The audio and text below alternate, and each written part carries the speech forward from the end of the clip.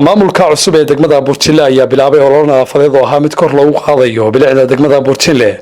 laguna nadiifinayo qashimada tirsan hareeraha magaalada iyo sidoo kale hagaajinta goobihii loo asteeyay in lagu ururiyo qashinka laga qaado gudaha magaalada oo ay godadkaas qaarkood buux dhaafeen halka qaybaha kalena aan loo isticmaalin sidii loogu talagalay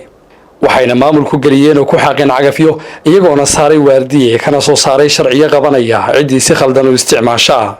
gudoomiye ku-xigeenka degmada Burtile Maxamed Hayaan Geele iyo xogayaha dawladda hoose ee degmada Burtile Jaamac Cabdiraxmaan Abshir ayaa ka warbixiyay ololaha nadaafadeed. أولاً السلام عليكم ورحمة الله وبركاته دمان maamulka sportska iyo saxaafadaba runtii meesha aan taaganahay ayaa waxayna kugu filan tahay wax sheegayadana kugu filan halkaan maanta banaankan aan taaganahay waxa weeyaan waa togi loogu talagalay qashinka in lagu shubo oo runtii dadkii ka shaqeynayay ama keenayay banaankii toga ay dhigeen qashinkiina meesha loogu talagalay gaarsiin anagu kama ay waajibaadkayga saarantahay inaanu nadaafadda ka shaqeyno hawshaasna inaan hagaajino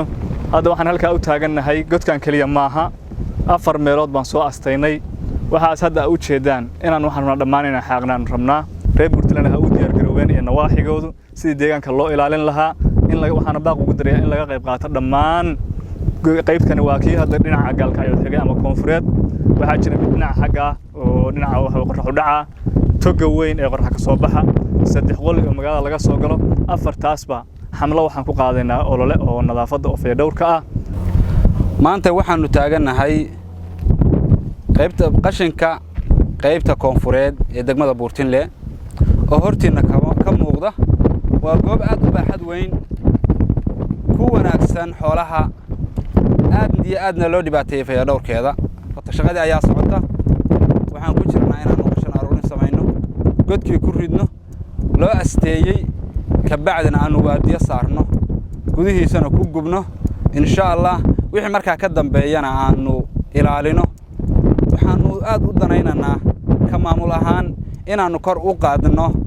fayadhowrka magaalada sida aad ogtihiinba quruxda magaaladu waa fayadhowrka caafimaadka dadweynaha degmadu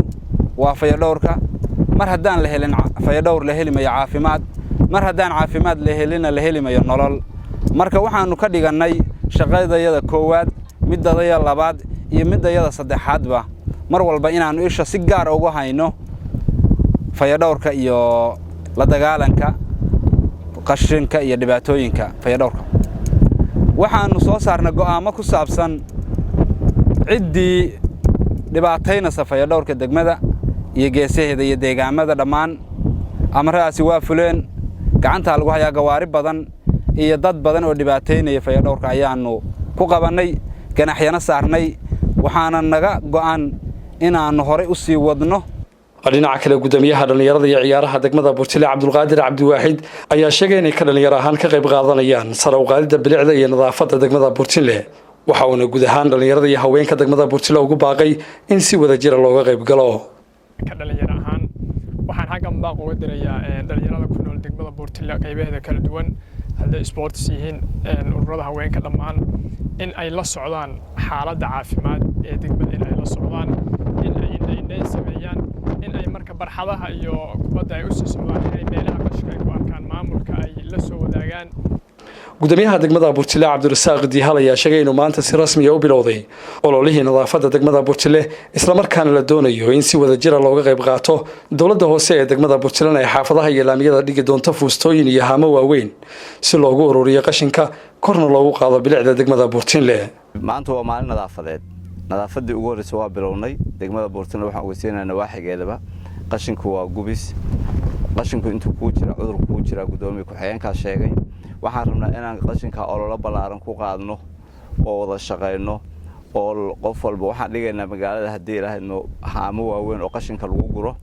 dariiqadan dhigaynaa xaafadahan dhigaynaa dad waxaan qoraynaa city-ga ka shaqeeya nadaafadda fayadhowr magaaladana waa sameynaynaa waxaan rabaa inaan iskaashano oo qashinkaas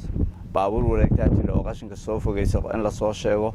nambaradayda laga soo waco booliiska laga soo waco maamulka degmada laga soo waco inaan isku tashano sida jidka aan isugu tashano oo kala qashin kale inaan u tashano oo meel walba qashinka aan ka astayno ka qabanno baa loo baahan yahay shaqadii qashinkuna waa socotaa maanta waa daafurkii ugu horeeyay bulshada qaybaheedii kala duwan baa imaanaysa maalmahan ololaha nadaafadeed ay maanta bilaabeen maamulka cusub ee degmada Buurtile ayaa ah mid sii socon doona iyadoona ay ka soo qayb qaadan doonaan xaafadaha iyo waliba qaybaha kala duwan ee bulshada ku dhaqan degmada Buurtile Guuleysatid Jaamac warbaahinta dawladda Puntland magaalada Buurtile